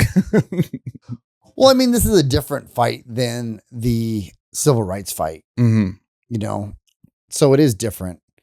I mean, I don't know. I think anyone would look at the time of, the extremists any extremists out there doing things. And I think it's an embarrassment, I mean, they're not doing peaceful protests. They're doing violent protests. Yeah. It's not even violent protests. It's violent riots. Riots. And so, I mean, that can't be good. Yeah. And so this is what I think ultimately is going to turn the public against any of these causes. Yeah. I mean, if you have a cause and your cause is to burn the town down. Yeah. Because you're more virtuous, you're better than, you would never have done that if you were in power. Yeah. Like, people are just ridiculous. Yeah. So I think he would be embarrassed, That's the thing that I just want to like ask those people that are doing those things. It's just like, what's your end goal? What are you looking to accomplish? And what do you think is going to happen after this? Like, of all the, I don't know, I guess for me, I like to look at things logically and I like to look at them with rationale. And it's like, okay, you're upset because of this policy that's ultimately going to deport you back to a country that you apparently don't want to be at. But you're here causing a ruckus, destroying your own neighborhoods and communities, and you're repping the flag of the country that you fled from or left that you also don't want to go back to. So I'm just like, could anyone make it make sense for me, please? Again, so then that would make me believe again that I don't think it's the actual immigrants out there protesting. That's what I think, honestly, is there's always, like we said, an agenda under these things, right? And I think for whatever you want to call it, the Dems or whatever, the elites or whatever on that side, there is money to be made and there's also propaganda that needs to be pushed. And it's like, hey, we can probably hire a couple of these MFs to go out there and cause a ruckus. And I remember seeing this guy, he's Hispanic, and it's crazy how many Hispanic people that have voiced their opinion on this matter against what they're doing. And this guy says, Thank you, guys. Thank you for proving all the stereotypes. Thank you for showing them that we do need to be deported because we're acting like fucking idiots. Right. And he was 1,000% right. It's sad to say, but he was 1,000% right because all you're doing is proving that case. It's like if it was me, say I was Hispanic and I was like, had the ability to. Again, go back to like Russians are being deported. If you were an immigrant. Yeah. Sure. If I was an immigrant and I saw this happening, I would be hot. I'd be like, bro, what the F are you guys doing? Oh, I agree. You are killing our case. I agree. You are killing our case. I agree. So when I see these people like, if you voted for Trump and you are red Mexican food ever again. And you think that what we're doing is wrong, you can unfollow me. I'm like, cool. Thank you. I'm upset at myself that I am following you on social media. Right. But like, I'm just like, dude, if I was an immigrant and I've been here for 20, 30 years and I created a life for my family and I'm just a hardworking, honest person, no criminal background, no nothing. And I saw this happening, I would be louder than anyone else saying, agreed. You guys are fucking it up for us. Stop. Agreed. You know? So 100%. That's the thing that I'm just like, how like, I just don't understand the logic. But I know too, at the same time, I don't want to put on the immigrants that are there. Because here's another thing. Like, again, like I said, I did my research and I reached out to my Hispanic friends. And I have an Hispanic friend that lives in downtown Los Angeles. And I just spoke to him about this. Mm-hmm. And I asked him, I was like, bro, please set the facts for me because I don't know what I'm seeing on social media if it's even true. Right, sure. I was like, is it peaceful or is it riots? Because one side is saying it's all peaceful and one side saying it's riots. He's like, bro, to be real with you, it's literally on my street. And I'll tell you this firsthand account. He said it was like Spring Street or something too. If you want to double check that for anybody watching. And he said, I'll be real with you, big dog. There are some spots that they're just peacefully protesting. But he's like, you best believe the rioting bullshit is very real. Oh, for sure. And I asked him about that specific spot, the one where the footage of the people throwing the rocks at the cops from the pass. Yeah. And he's like, bro, I can see that from my apartment. Oh, dang. And I've been to his apartment and you can see it. Right. He has like a nice apartment up in whatever. And he's like, that is very real. And he is Hispanic. And he's like, this is absolute chaos. And he's like, it's just idiotic. He's like, he's saying the same thing that we're saying, that if the goal is to create reform and to stop them from deporting all these people, you're definitely taking the wrong way about it. You know what I mean? Yeah, I think it's happening. And also I don't really see it happening everywhere either. It's really focused in downtown, at the ICE facility where they're doing the detaining of the people.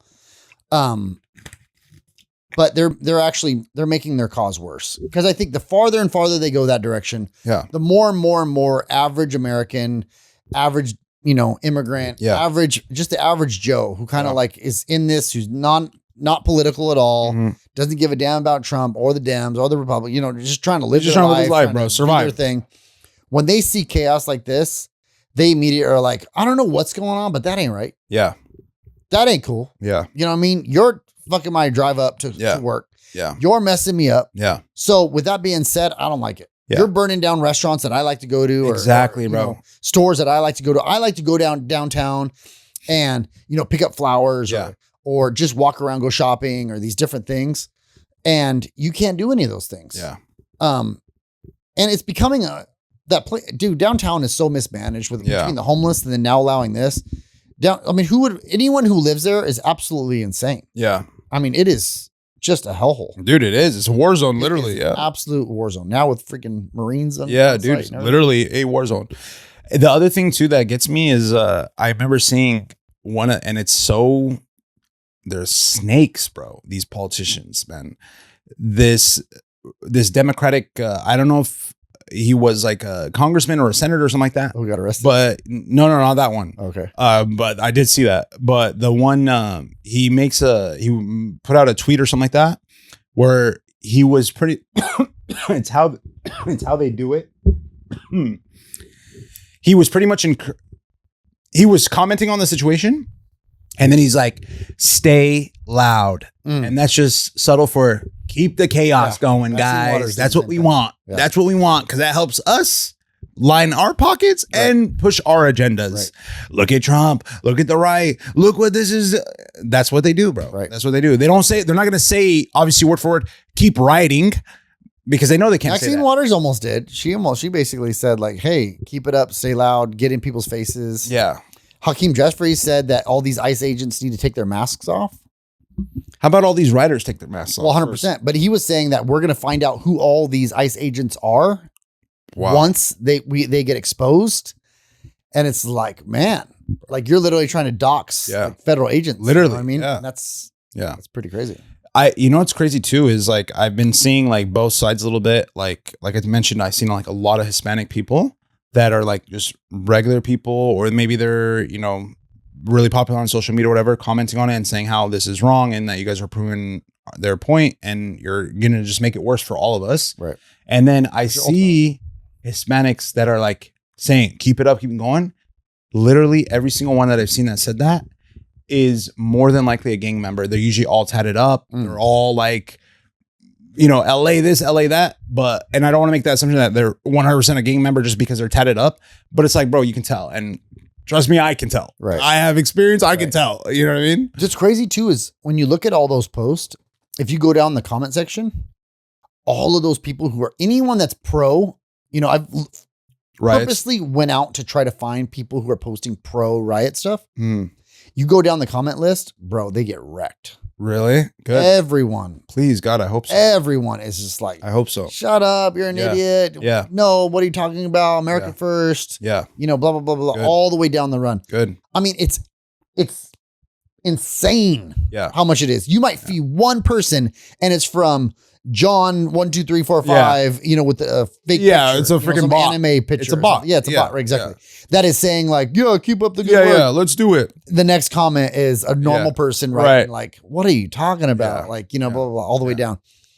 So I honestly, again, I don't think it's that many people. Yeah. I really don't. I hope so. I don't think it's the immigrants. I hope so. You know, did you see where the guy dropped off in the back of a truck? He dropped off like thousands of dollars of gas masks, shields. Bro, they said that Walmart's financing it. Yeah, exactly. There's a ton of things that are the No Kings movement. Exactly. Yeah. That's supposed to happen tomorrow, I guess. Oh God.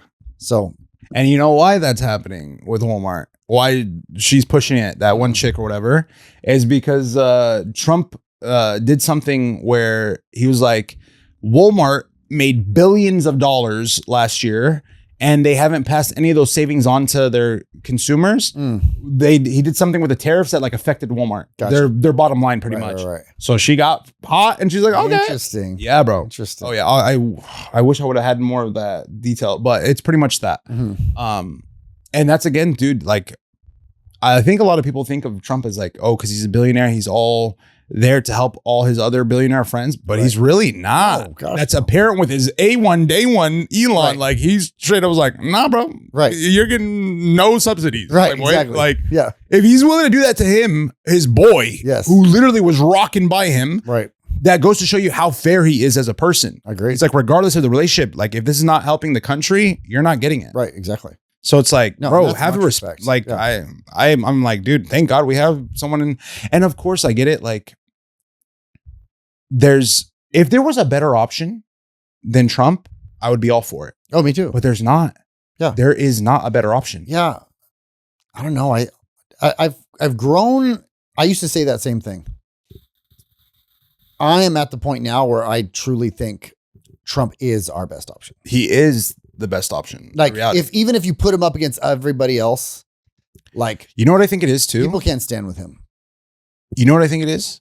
I think the fact that he comes in not as a politician, but as a businessman. And the end of the day, America is a business. It's a company. 100%. So we need someone that knows what the fuck they're talking about. And when it comes to economics and all these things, to be able to run a company. It's like saying, I'm going to have a guy that is just a public speaker who has no experience running a corporation be the CEO of a company. Right. He's great at getting the employees to rally up and motivated or this or that. And hey, we're going to do this for you guys. And if productivity hits this point, but when it comes down to it, they have no understanding of the mechanics of it.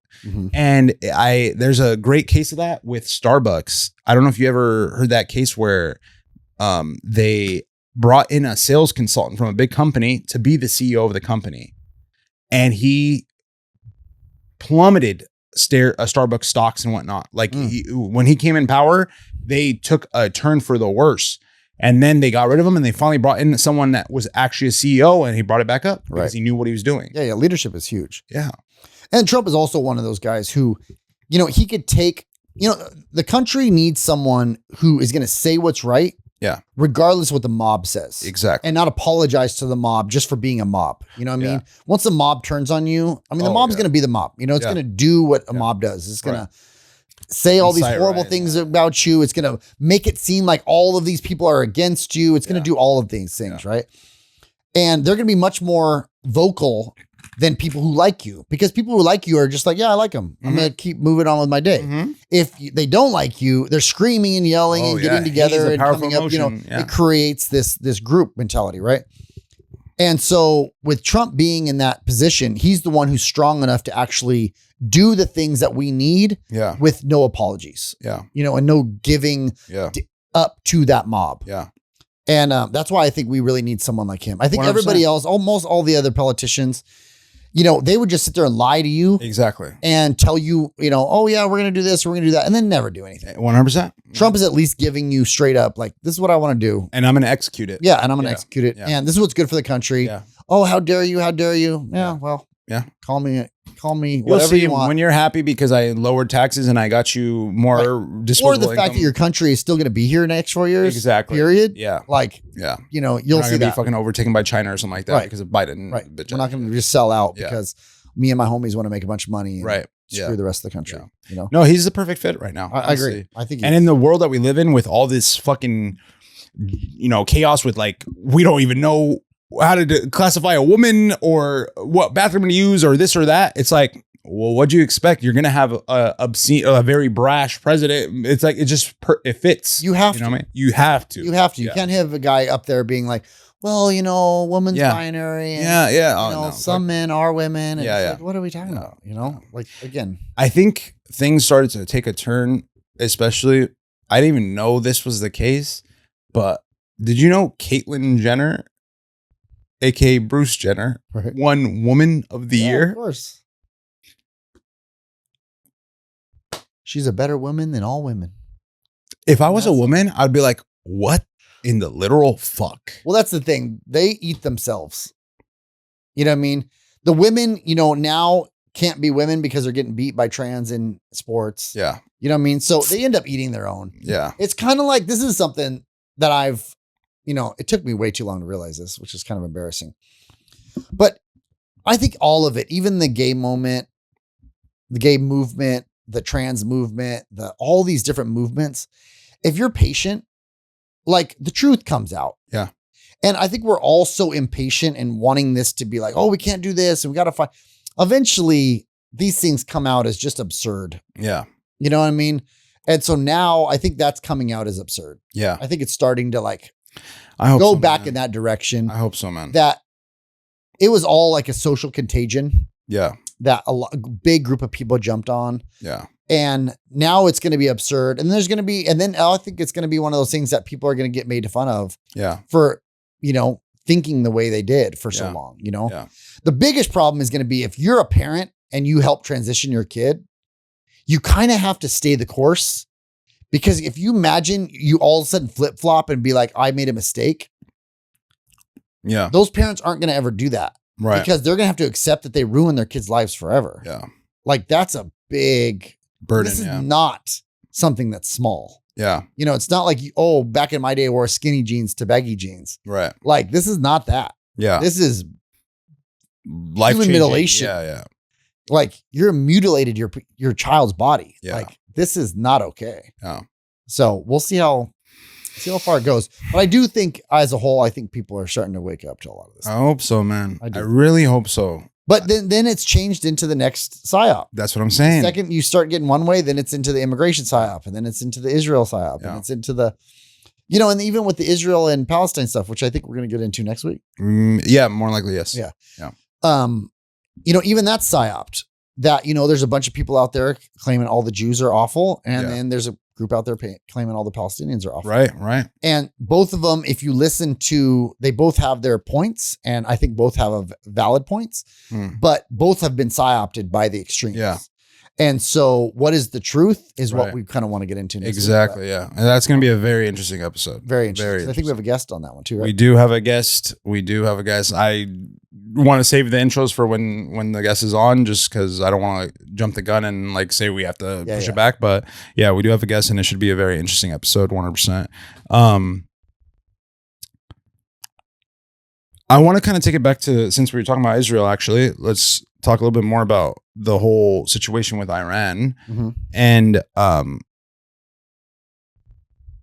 don't know if we discussed this already. No, you did, as far as like why it took place, right? Do you think what Israel is doing though with like Iran in this scenario, do you think it's about defense or domination? I'm going to do a lot more research over the next week. I would say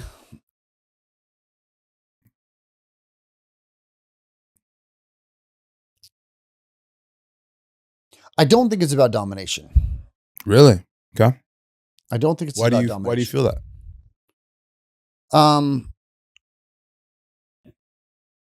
I don't see them out there trying to,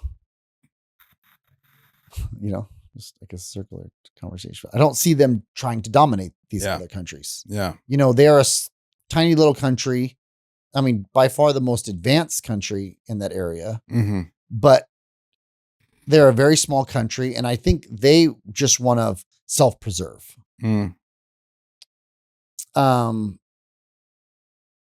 What's like, this is what kind of makes me like, why aside, I'm not talking from a biblical perspective. I'm talking from just straight modern times. Okay. Typically, when countries have relationships with one another, it's because there's some type of treaty or trade, a deal in place. Your country makes this resource.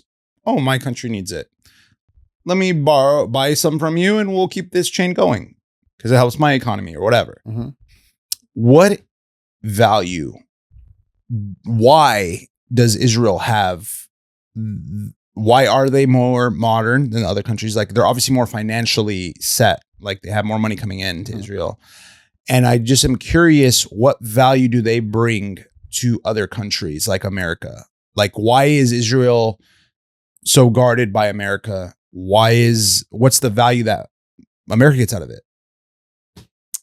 A good question. I need to do more research on that. Okay. Well, maybe we can talk about it on the next episode too. Because I'm very curious about that because like, okay, I can understand like China. Okay. They create goods at a lower cost for us.